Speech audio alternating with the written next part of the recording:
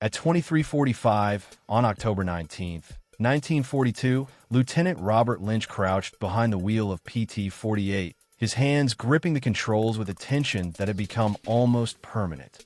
Off Cape Esperance, inky black water reflected only the faint glimmer of starlight, and 3 Japanese Daihatsu barges cut a deliberate, methodical path toward Guadalcanal. Each barge carried 60 men, armed and ready, as well as heavy machine guns and steel plating designed to repel rifle rounds. Lynch, 26 years old, had survived 14 previous night patrols with 0 confirmed kills, and yet tonight felt different. There was an unspoken understanding among the men of Motor Torpedo Boat Squadron 3 that the stakes were higher than ever. Henderson Field had to be defended, the Marines relying on the thin line of American ingenuity and courage. The barges moved in formation, cutting through the darkness with mechanical precision, unaware that PT-48 lay in wait. The problem was simple but formidable. Torpedoes designed to sink destroyers had no effect against these shallow-draft, steel-plated barges. In every previous engagement, the PT boats had approached cautiously, released their torpedoes, and watched as they dove harmlessly beneath the enemy. Then the Daihatsu barges returned fire, tracer lines stitching across the water, machine guns tearing through the night, splintering wood and wounding men. 6 PT boats had already been lost in the waters around Guadalcanal that October, and 17 sailors had died in similar night raids. The twin .50 caliber Browning machine guns mounted on PT-48 were useless against the barge's armor. Rounds sparked and glanced off steel, doing no more than creating a show of defiance.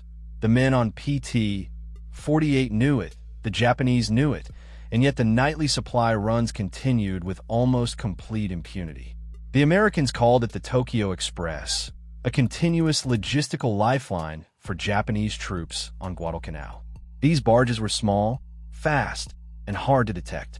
They ran the slot every night, ferrying troops, ammunition, and supplies while destroyers and cruisers stayed in the relative safety of the northern waters. Every failed engagement weighed heavily on Lynch and his men, knowing that Henderson Field's defenders depended on their success. By mid-October, Henderson Field itself was a graveyard. The airfield had been captured by the Marines on August 7th, and over the following weeks, constant Japanese bombing raids had destroyed dozens of planes. Wrecked aircraft lined the runway apron, wings sheared off, engines twisted and burned. Dozens of Bell P-39 Airacobras were scattered in ruin across the tarmac. Yet despite the destruction, one critical detail remained intact: the M4 37mm automatic cannons, mounted in the nose of each P-39. These weapons were designed to destroy light armored aircraft at high velocity. They were capable of firing 150 rounds per minute, 30 rounds per magazine, and the high explosive shells could obliterate aircraft structures with terrifying precision. Lynch realized the solution to the barge problem lay in these salvaged weapons. If mounted on a PT boat, the cannon could fire directly at the barges, penetrating their thin steel plating and delivering explosive rounds capable of disabling or destroying them. But there were complications. The PT boats had never carried such heavy ordnance. No mounting points existed. Decks were built to carry .50 caliber turrets, not 280-pound automatic cannons firing high explosive rounds. No manuals existed for installing aircraft guns on naval vessels. It was entirely untested. Yet the urgency was undeniable. On October 20th, Lynch and his men surveyed Henderson Field in the pale dawnlight. 23 P-39 wrecks lay scattered across the coral, each a testament to months of aerial combat. Some had been there for weeks, the heat baking metal and wood, the remnants of machine parts rusting in tropical humidity. Lynch knelt beside one, running his fingers along the barrel of the M4 cannon. This, he thought, is the weapon we need.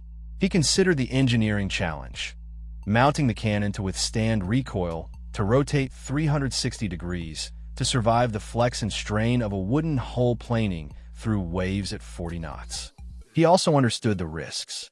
One miscalculation, and the cannon could tear through the deck, throw the boat off balance, or injure the crew. Technical Sergeant James Coogan, a skilled aircraft armorer, led the salvage effort. Crawling into twisted noses of P-39s, he disconnected hydraulic lines, removed bolts, carefully extracted the heavy cannon assemblies. Each weapon required nearly 2 hours to remove, meticulous work under harsh conditions. Meanwhile, Chief Machinist Donald Fry drafted a simple mount using scrap aluminum and steel salvage from landing gear. The design was functional: a steel base plate, a vertical pipe section, a rotating collar, and a yoke to cradle the cannon.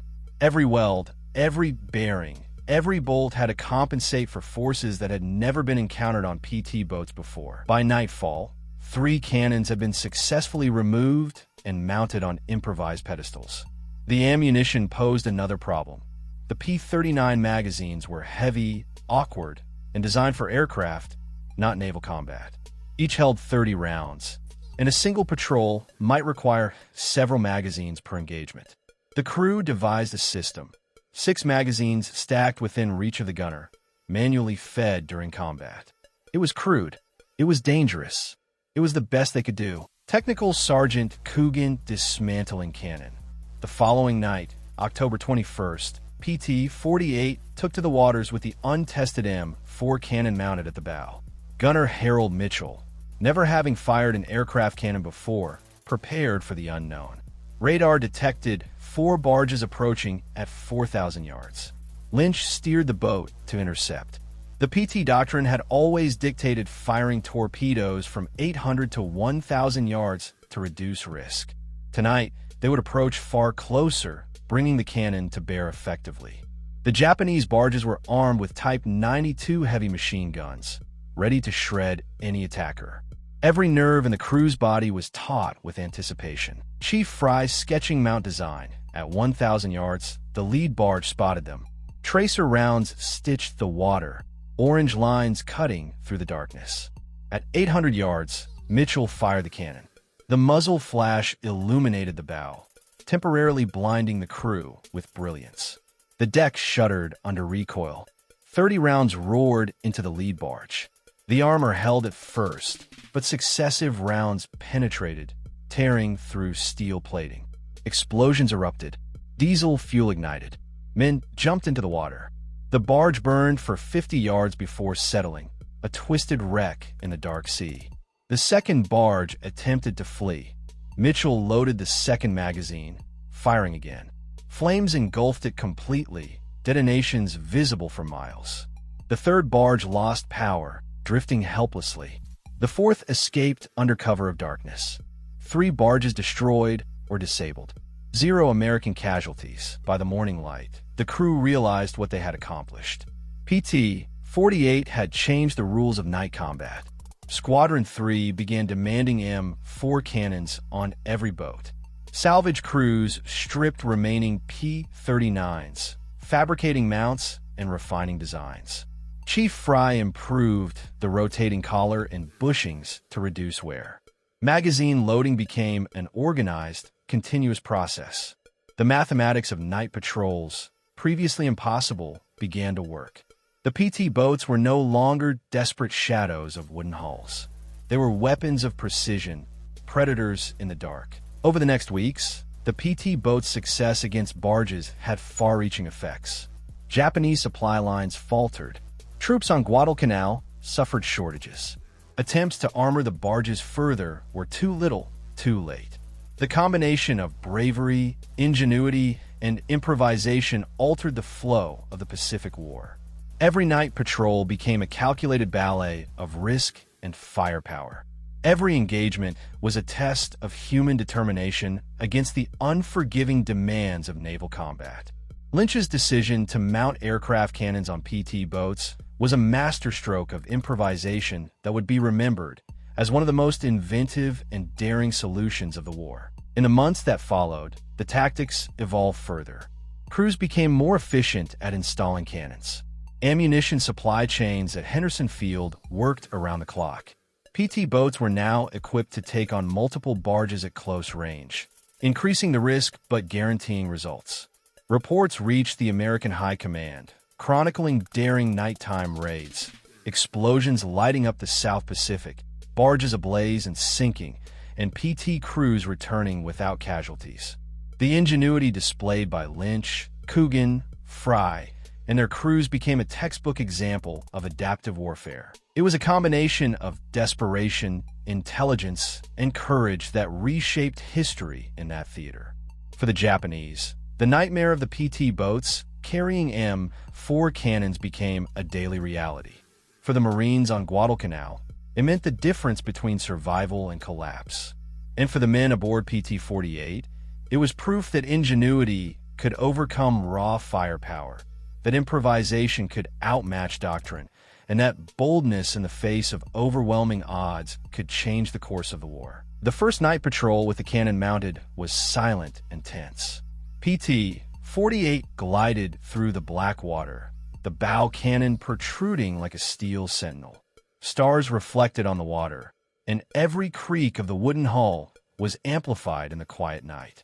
Every sailor knew that one mistake could be fatal. The radar operator called out distant blips for contacts bearing down the slot. Crew members tensed, hands on rails, eyes scanning the dark horizon. The faint outline of barges cut through the water, moving swiftly toward Guadalcanal. The crew adjusted their positions, every second a test of nerves. Through the darkness, the silhouettes of the Japanese barges emerged. Tracer lines were already crisscrossing the waters, a warning of the firepower they carried.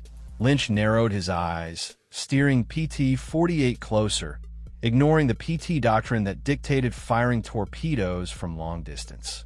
Tonight, close engagement was the only chance of success. Gunner Harold Mitchell gripped the charging handle of the 37mm M4 cannon, muscles taut, eyes sharp. He had never fired the weapon in combat, yet adrenaline coursed through him. The crew braced for the unknown, every movement synchronized to maximize precision. The first round thundered out. The muzzle flash illuminated the bow, momentarily blinding the crew. Recoil shook the improvised pedestal mount violently, but it held. The roar of the cannon echoed across the water, a declaration of intent. The lead barge erupted in orange flames as rounds penetrated its armor. Diesel ignited, explosions tore through the deck, and terrified soldiers leapt into the water. PT-48 pressed forward, relentless, firing again with the second magazine. Flames consumed the second barge as Mitchell quickly loaded a fresh magazine. Explosions lit the night sky, water spraying in every direction. The Japanese formation was breaking under the fury of the PT boat's firepower. Smoke rose from the third barge, its engine dead, drifting helplessly. PT-48 pursued, maintaining distance yet keeping the cannon trained on the target. Moonlight glinted off rippling waves, highlighting the chaos. 7.7mm tracer rounds skipped across PT-48's deck, ricocheting dangerously close to the crew. Sailors ducked and reloaded rapidly. Tension was palpable. Every heartbeat counted. Mitchell's focus never wavered. Finger on the trigger, eyes squinting against smoke and sparks. The barrel of the cannon smoked, curling around him as he continued firing with precision. With two barges destroyed and one disabled, PT-48 broke off the attack. The burning wrecks left trails of smoke and fire, water rippling dramatically in the boat's wake as they retreated safely. By sunrise, the crew returned to Henderson Field. The first light reflected off calm water, burning barges still smoldering in the distance. Triumph mingled with exhaustion across every face. Lynch gathered the crew to review the patrol, pointing at charts and diagrams. The makeshift cannon mount on deck stood as proof of what had been accomplished. Pride and relief filled the air. Salvage crews immediately began stripping more wrecked P-39s to extract M4 cannons. Sweat, grime, and tropical heat were constant companions, but determination drove them onward. Chief Fry refined the rotating collars and installed bronze bushings. The mounts now rotated smoothly under combat stress, an engineering solution born from trial and necessity. Henderson Field, Armory personnel hand-loaded horseshoe magazines, assembling 30 rounds per magazine with precision. The process became a rhythm of sweat and focus. Squadron 3 now patrolled in formation. PT-40, PT-46, PT-48, and PT-60. Each boat carried its M4 cannon, moving through the dark waters like predators under a starlit sky. In subsequent patrols, PT boats engaged multiple barges simultaneously. Explosions lit the night, water splashing in chaotic bursts as PT-40 and PT-46 fired relentlessly. One barge turned north, others scattered. Smoke and fire painted the water, confusion gripping Japanese forces as they attempted to escape. Lynch observed the results from PT-48's deck with binoculars. Calm amid chaos, he assessed the destruction and calculated tactics for the next engagement. After each engagement, crews repaired mounts, welding and filing, adjusting rotating collars. Sparks flew and focus never wavered, ensuring readiness for the next battle. Dozens of loaded magazines were stacked, ready for patrol. Soldiers worked efficiently, aware that future engagements depended on speed and precision. PT boats moved silently under mirrored stars. The night was tense yet confident. Every crew member knew their role. An M4 cannon gave them newfound power. Distant barges erupted in flames and smoke, lighting up the water. PT boats remained silhouetted against the chaos, unscathed and triumphant. Exhausted but victorious, PT-48 returned to dock.